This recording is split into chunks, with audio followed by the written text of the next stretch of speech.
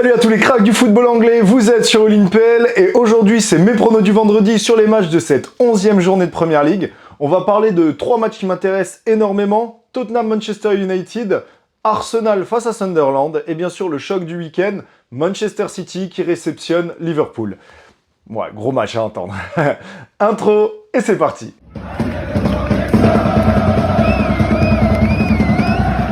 Pense bien à liker, à t'abonner et à commenter cette vidéo, ça m'aide énormément et ça me permettra de te proposer encore plus de contenu.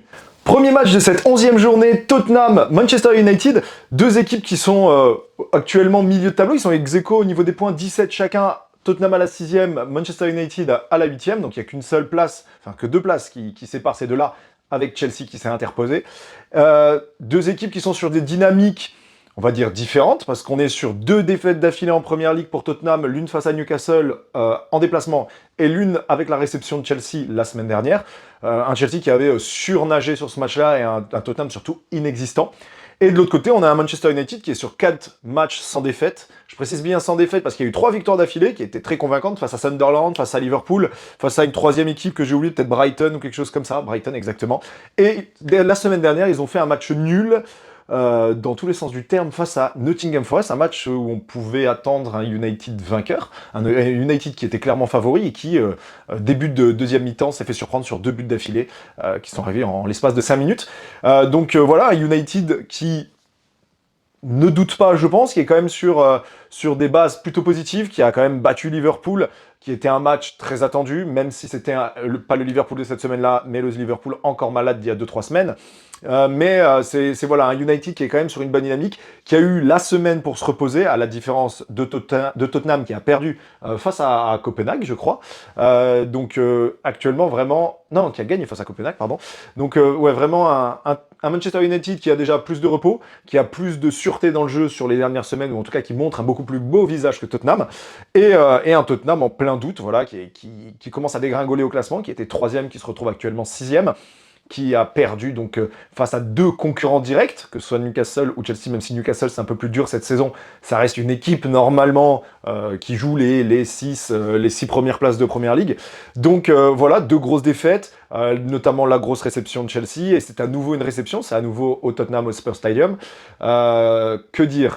Ben déjà, les dynamiques disent beaucoup sur ce que l'on voit également, mais on peut parler d'un United qui se réveille, mais qui était déjà sur des bases beaucoup plus solides que Tottenham. Ce que je veux dire, c'est que Manchester United a eu un début de saison très difficile, mais était quand même dans le jeu sur des bases très solides. C'est-à-dire que c'était une équipe qui provoquait beaucoup, c'est une équipe qui tentait énormément de frappes, c'est une équipe qui avait quand même un jeu très offensif, mais qui faisait des erreurs. Surtout à travers un gardien comme Bayindir, qui là est remplacé par Sean Lamens, et on voit depuis l'arrivée de Sean Lamens une défense beaucoup plus solide, ou en tout cas beaucoup plus sûre d'elle. C'était vrai que sur le début de saison, elle avait tendance à se déconcentrer au milieu d'un match, à perdre ses repères, à ne pas du tout être coordonnée, à laisser des joueurs partir dans leur dos. Ce qu'on ne voit plus depuis tout simplement 4 matchs, en tout cas ce qui est un peu plus difficile, parce que au final le premier but de Nottingham Forest est sur un coup de pied arrêté, donc même pas dans le jeu. Et c'est un United que je trouve être une équipe spectacle. Voilà, c'est une belle équipe, c'est une équipe qui a un jeu très offensif, qui est portée vers l'avant en permanence, et actuellement on a un Tottenham qui est perdu. Voilà, on l'a vu face à Chelsea, c'était une équipe complètement perdue, vraiment ils ont fait un match mais catastrophique. Ils ont eu dernièrement beaucoup de blessés. On peut penser notamment, évidemment, depuis le début de saison, à des Maddison et des Kulusevski qui sont quand même manquants. Face à Chelsea, je crois que du match, il y a Kudus qui est sorti, enfin pas qui est sorti, mais qui s'est blessé lors de ce match-là, qui a eu une gêne.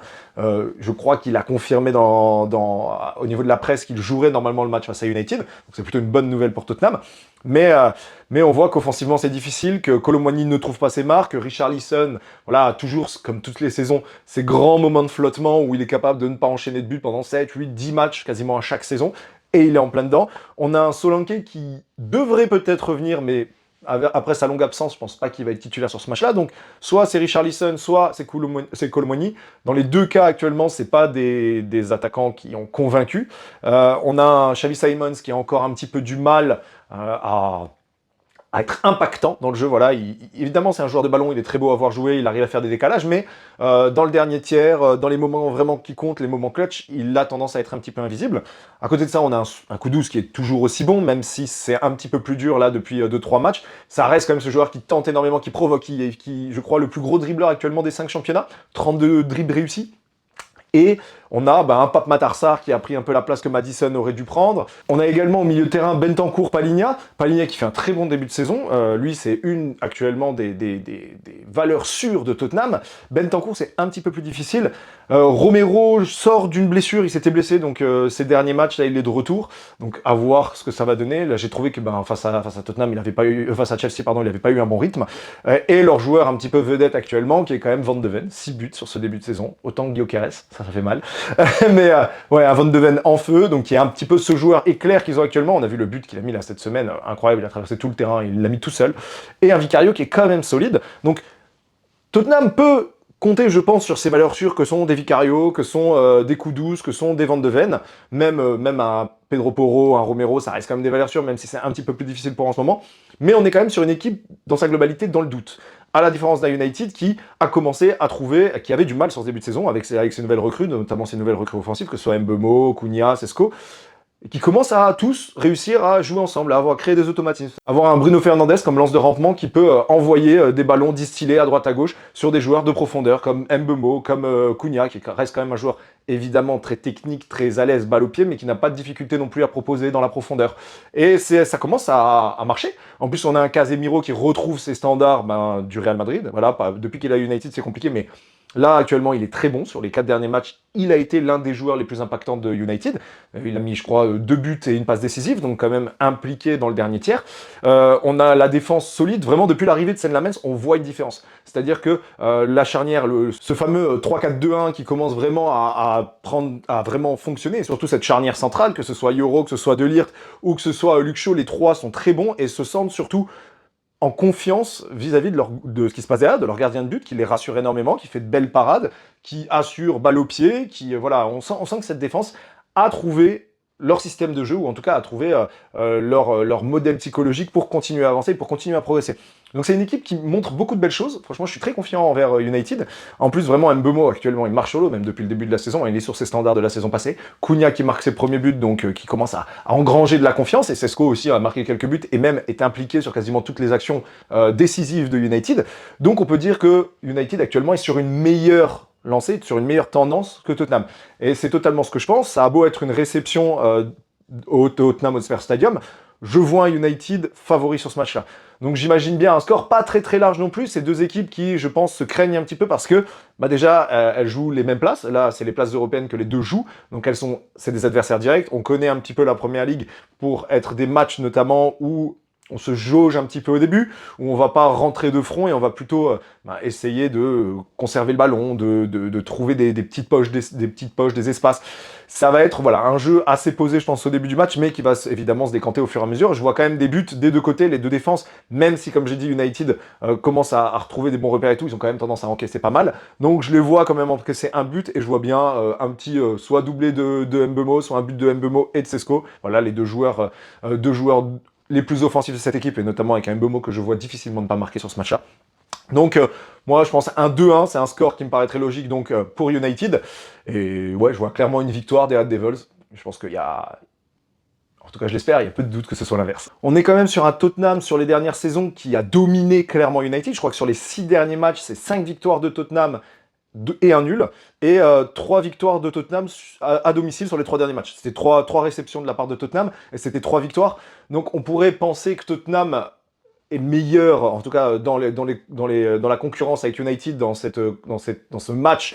On a tendance à penser que Tottenham prend le dessus, mais je pense vraiment que United, actuellement, en vue de ce qu'il montre, est favori. Ça veut rien dire, évidemment, tout peut se passer. Tottenham a peut-être engrangé de la confiance face à United sur les dernières saisons, mais je pense que là, actuellement, il doute énormément. On voit que Thomas Frank ne trouve pas forcément toutes les solutions, qu'Amorim, au contraire, a enfin son plan de jeu sur lequel il a été buté qui fonctionne. Je pense que tous les joueurs vont être galvanisés par ça, ils vont reprendre confiance en leur entraîneur, et du coup, ça peut être que positif pour United, ça peut être une grosse victoire de leur part, et ça pourrait être une grosse défaite pour Tottenham qui ne ferait que sombrer encore plus par rapport à leur début de saison sur lequel ils surnageaient un petit peu. Deuxième match, Sunderland-Arsenal. Donc déplacement pour les Gunners du côté de Sunderland. C'est des rencontres qu'on a connues dans le passé. Voilà, ça faisait un petit moment quand même qu'on n'avait pas vu Sunderland en Première Ligue. Mais sur les 10 derniers matchs qui ont confronté les deux équipes, c'est 8 victoires pour Arsenal, 2 nuls. Donc on est clairement sur une dynamique plus que positive pour Arsenal, mais on n'a pas affaire au Sunderland des dernières années. Voilà, ils ont fait un très gros mercato, ils ont réussi à ramener des anciens joueurs de Première Ligue, donc des joueurs qui étaient PL proven, comme Granit Xhaka, qui fait un très très bon début de saison. Ils ont gardé une philosophie très tactique, mais avec toujours cette envie d'aller de l'avant.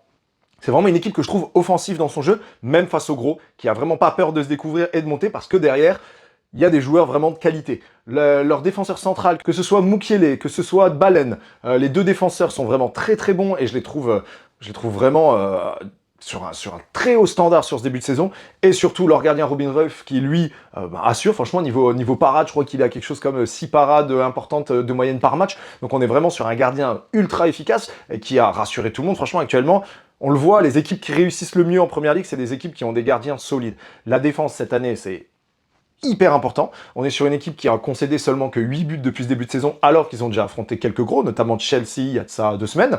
On est sur une équipe qui est plutôt sur une bonne dynamique. Je crois qu'en Première Ligue, c'est 1 nul, 3 victoires et 1 défaite. Voilà, sur les 5 derniers matchs, c'est plutôt positif pour une équipe, quand même, on se rappelle, c'est une équipe de promu, mais c'est une équipe qui montre un tellement beau visage, qui montre beaucoup de sûreté.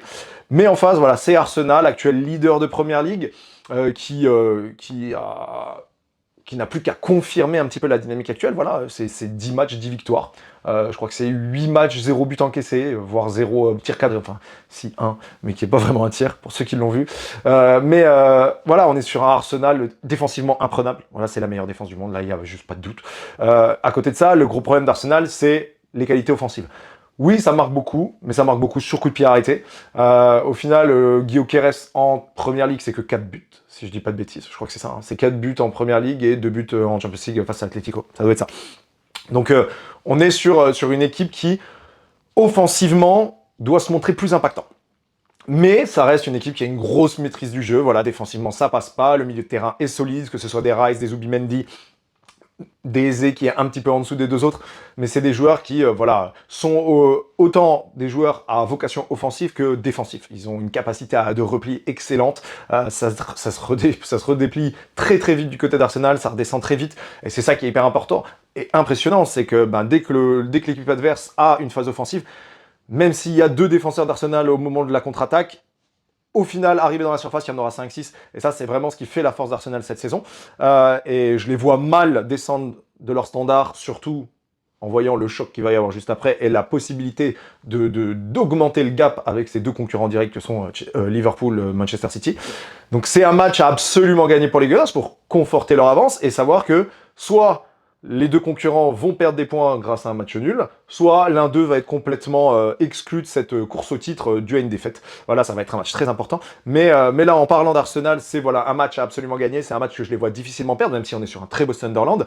Mais ça reste une équipe beaucoup plus sûre, qui a un jeu qui se construit depuis tellement d'années avec Arteta. On va vraiment parler depuis la saison 2022-2023, donc ça fait bientôt 4 ans qu'on est vraiment sur quasiment l'équipe type qu'on a aujourd'hui, avec évidemment quelques changements, mais la base est quasiment la même, et c'est une équipe qui tourne tellement bien que je les vois mal déchanter face à une équipe comme Sunderland. Ça reste des promus, ça reste une équipe contre laquelle tu dois absolument prendre des points, c'est pas le genre d'équipe vers lesquelles faut perdre des points, et même si c'est un déplacement, même si ce sera pas facile, voilà, je mets clairement Arsenal favori, encore une fois avec un clean sheet. Je vois mal des Isidore ou des Traoré percer cette défense d'Arsenal. Alors bien sûr, tout est possible, les coups de pied arrêtés existent, et il y a toujours des phases de jeu dans lesquelles tu peux te tromper, mais c'est vrai qu'actuellement, c'est très difficile de voir Arsenal concéder un but. Déjà, concéder une frappe cadrée, c'est compliqué, même face à des grosses équipes, donc voilà. Je vois une victoire large, un bon 3-0, parce que c'est le genre de match où Sunderland n'est pas non plus le type d'équipe à parquer le bus.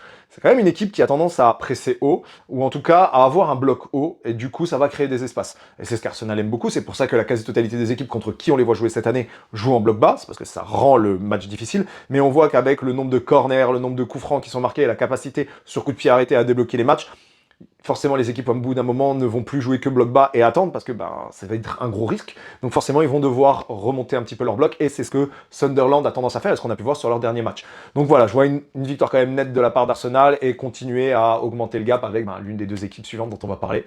Et le dernier match, ce gros choc de ce week-end, qui est Manchester City-Liverpool, c'est un match qui se déroule à l'Etihad Stadium. On est sur deux équipes qui sont de retour, j'ai envie de dire. Cette rencontre, pour les fans d'Arsenal, tombe à pic. Mais pour les deux équipes en question, c'est une confrontation qui tombe au pire moment possible. C'est-à-dire qu'on était quand même sur deux équipes qui étaient légèrement dans le doute, que ce soit City ou que ce soit Liverpool, alors surtout Liverpool sur les derniers matchs, mais City, depuis le début de la saison, peinait à convaincre. Et là, ils ont retrouvé un dynamisme incroyable.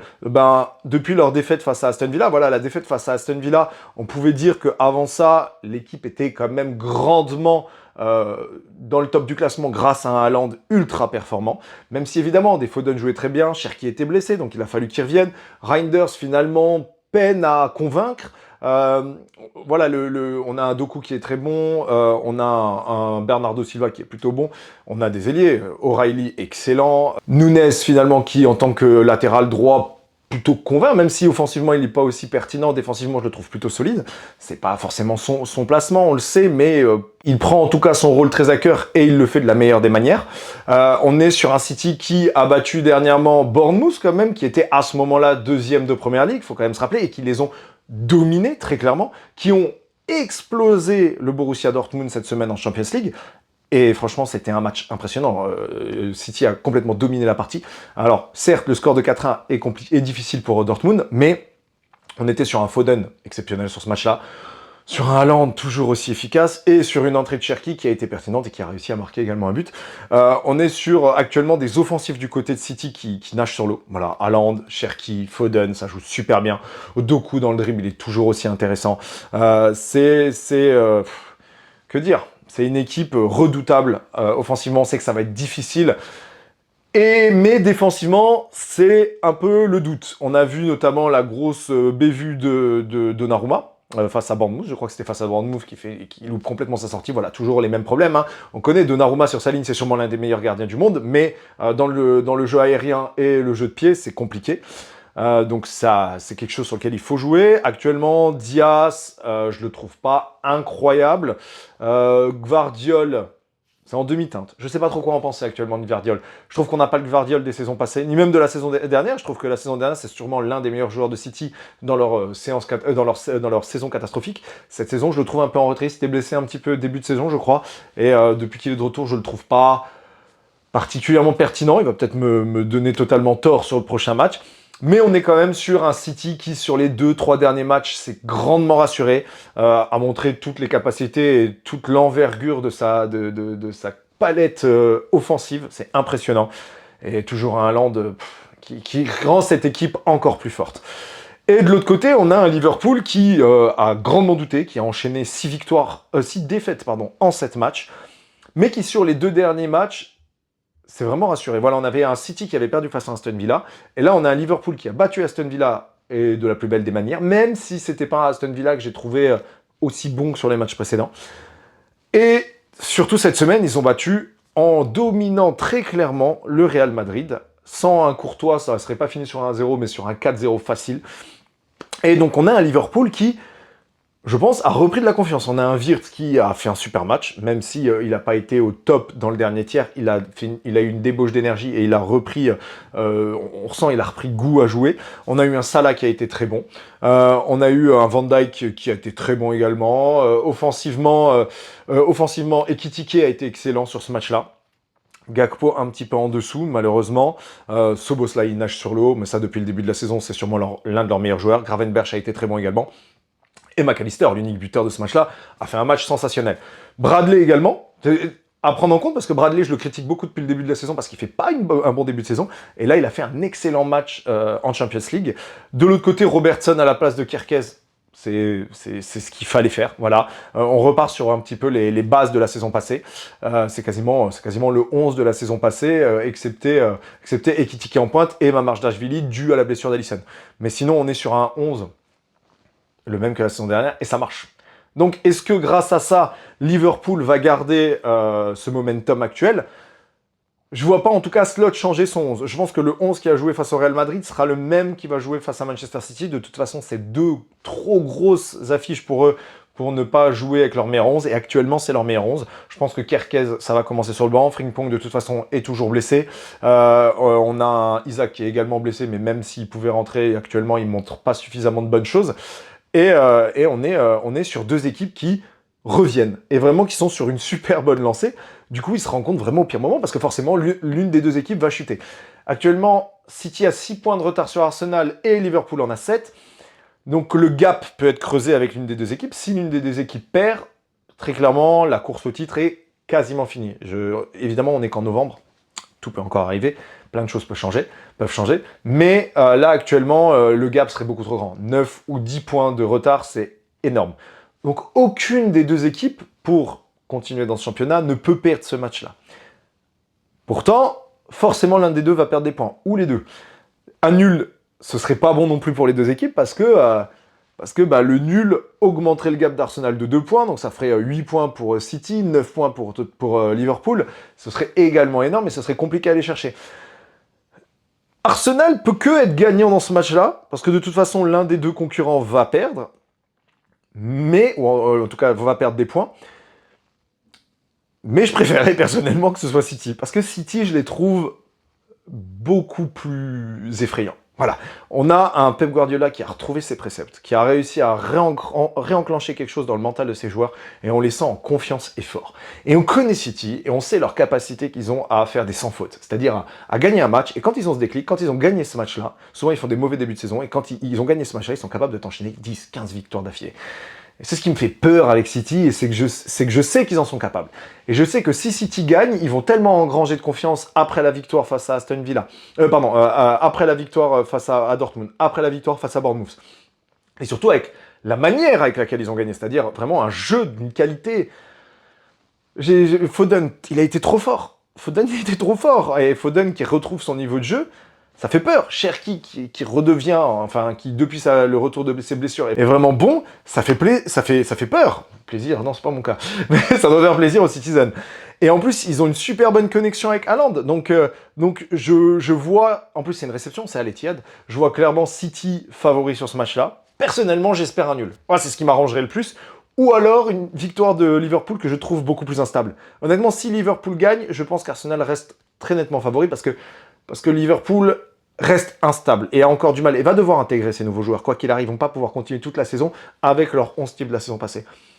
Donc je les vois plus instables. Par contre, City, eux, je les trouve très stables. Ils ont quasiment pas de blessés. Il y a eu le retour de Rodri, il y a eu le retour d'Ait Nouri, il y a eu le retour de Cherki, il y a eu le retour de quasiment tout le monde. Donc ils ont leur effectif au complet. Et ils me font flipper. Et si City gagne ce match-là, ce qui risque d'arriver, ce que je pense qui va arriver, ils vont engranger une telle confiance et ils vont mettre une telle pression. On les connaît, les Citizens, ils sont insupportables. Toutes les saisons, ils te font vivre des cauchemars. Que pour la course au titre, évidemment, ça la relancerait, ce serait hyper intéressant, mais moi, je veux pas de ça. Moi, j'ai une course au titre qui s'arrête maintenant. Je fais un 10 points d'avance pour Arsenal et fin du bal. Mais ça va être un très beau match. Je vois un match avec beaucoup de buts. Honnêtement, je vois un 4-2. Voilà, je vois un 4-2 pour City, je l'ai dit, je vois City vainqueur et je vois un 4-2. Parce que je vois deux équipes qui vont pas vouloir perdre, mais qui vont surtout vouloir gagner. Au-delà de la peur de perdre, c'est deux équipes qui doivent gagner. Elles vont se le dire, elles peuvent pas avoir de moments de doute. Et en plus, on l'a vu, on connaît ces matchs-là. C'est des matchs qui ont toujours été ouverts. Les Liverpool-City, c'est des matchs où il y a beaucoup de buts. Et je vois un 4-2 parce que je vois deux équipes qui encore défensivement ne sont pas sûres, mais qui offensivement ont beaucoup, beaucoup d'armes. Et je pense que City est plus fort de ce côté-là, donc je vois évidemment City dominer. Sur les dernières rencontres, sur les 10 dernières rencontres, c'était 5 victoires pour Liverpool, 2 pour City, 3 matchs nuls. Donc ça se finit quand même souvent en match nul, mais plus souvent Liverpool gagne, mais le Liverpool actuel, je le trouve encore instable, je le trouve pas encore assez sûr. Après, ils sont capables de tout, hein. C'est les Reds, on les connaît mentalement, des fois c'est une folie.